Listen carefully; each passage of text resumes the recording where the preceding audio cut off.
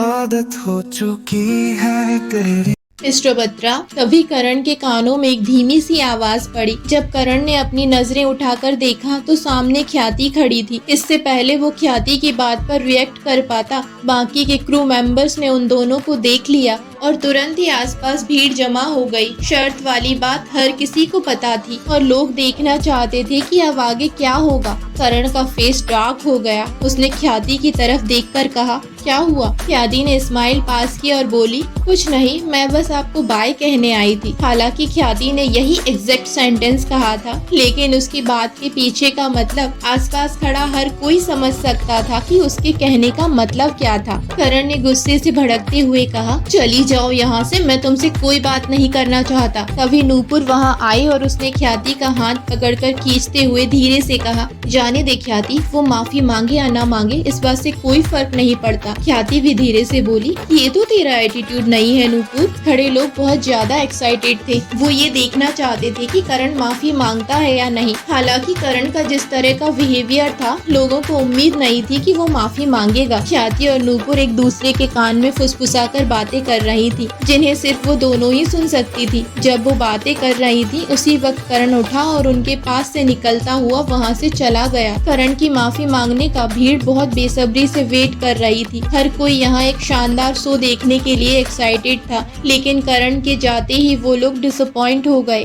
लेकिन उसे जाते हुए देखकर ख्याति के फेस पर बड़ी सी विनिंग स्माइल आ गई थी। करण आज सुबह सुबह बहुत ज्यादा ओवर कॉन्फिडेंट नजर आ रहा था। हालांकि उसके अकॉर्डिंग जो रिजल्ट आना था वो बिल्कुल भी नहीं आया था। ख्याति एक न्यूकमर थी और वो अच्छी तरह जानती थी कि उसे कब आगे बढ़ना है और कब पीछे हटना है। नूपुर और ख्याति दोनों लॉकर रूम में चेंज करने चली गईं। ख्याति ने नूपुर से पूछा, अभी अभी तूने वहाँ जो कुछ भी कहा, मुझे नहीं लगता कि वो तेरा एटीट्यूड था। तू कब से बैक फुट पर आने लगी? नूपुर ने कुछ सेकंड तक ख्याति की तरफ देखा। वो बिल्कुल सच कह रही थी। ये नूपुर का एटीट्यूड नहीं था, लेकिन उसे निधि की बात याद आ गई। इसलिए नूपुर नहीं चाहती थी कि उसकी वजह से उसकी बेस्ट फ्रेंड को किसी भी मुसीबत का सामना करना पड़े। उसने हंसते हुए कहा, करण के सॉरी बोलने या ना बोलने से क्या फर्क पड़ता है? देखा नहीं उसके फेस पर पहले ही 12 बजे हुए थे। जिस तरह से उसने हम लोगों के साथ बिहेवियर किया था, आसपास खड़े सब लोग उसके बारे में ही गॉसिप कर रहे थे। लोग कह रहे थे कि वो कितना एरोगेंट है और उसकी रेप्यूटेशन तो यूं भी खराब हो गई थी। नूपुर की बातें सुनकर ख्याति हंसने लगी। नूपुर फिर बोली,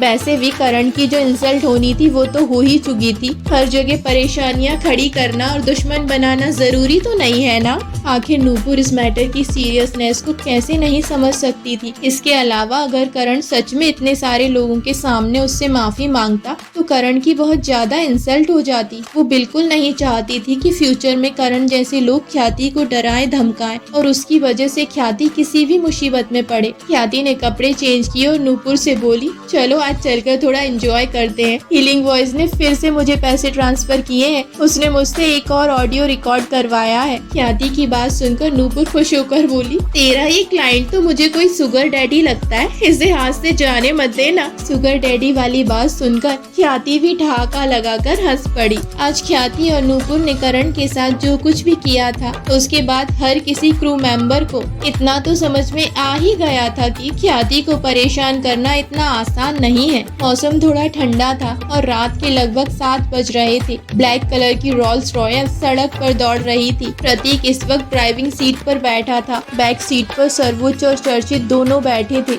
आज बिजनेस मीटिंग के बाद उन दोनों ने ही अपने पार्टनर के साथ कुछ वाइन पी ली थी। हालांकि उन दोनों की ड्रिंक करने की कैपेसिटी काफी अच्छी थी और आज तो उन्होंने सिर्फ 1-2 पैग ही लिए थे। फिर भी स्मेल को रोक पाना पॉसिबल नहीं था। उन दोनों के कार में बैठते ही कार में शराब की तेज स्मेल भर गई। उन्हें अनकंफर्टेबल फील ना हो इसलिए प्रतीक ने कार की स्पीड को स्लो कर लिया। इस वक्त चर्चित अपने असिस्टेंट रोहन के भेजे हुए ईमेल को रीड कर रहा था। उसने जो इन्फॉर्मेशन नूपुर के बारे में कलेक्ट करने के लिए कहा था, रोहन ने वो सारी इंफॉर्मेशन कलेक्ट करके चर्चित को सेंड कर दी थी, लेकिन बिजनेस मीटिंग में बिजी होने की वजह से चर्चित उसे रीड नहीं कर पाया। नाम नूपुर गुप्ता, उम्र 21 ईयर, यूनिवर्सिटी में फाइनल ईयर की स्टूडेंट है। उसकी माँ नहीं रही, उसके पापा ने दूसरी शादी कर ली। वो हमेशा ही हॉस्टल में रहती है और कभी घर नहीं गई। करंटली कोई बॉयफ्रेंड नहीं है। बेस्ट फ्रेंड का नाम ख्याति मेहता है। मार्शल आर्ट में ब्लैक बेल्ट है और आज तक कभी किसी कंपटीशन में नहीं हारी। गवर्नमेंट की तरफ से उसे स्कॉलरशिप मिलती है और अपने खर्चे निकालने के लिए वो लड़कियों को सेल्फ डिफेंस और मार्शल आर्ट की ट्रेनिंग देती है। नूपुर की इन्फॉर्मेशन रीड करने के बाद चर्चित के होंठों पर फीकी सी स्माइल आ गई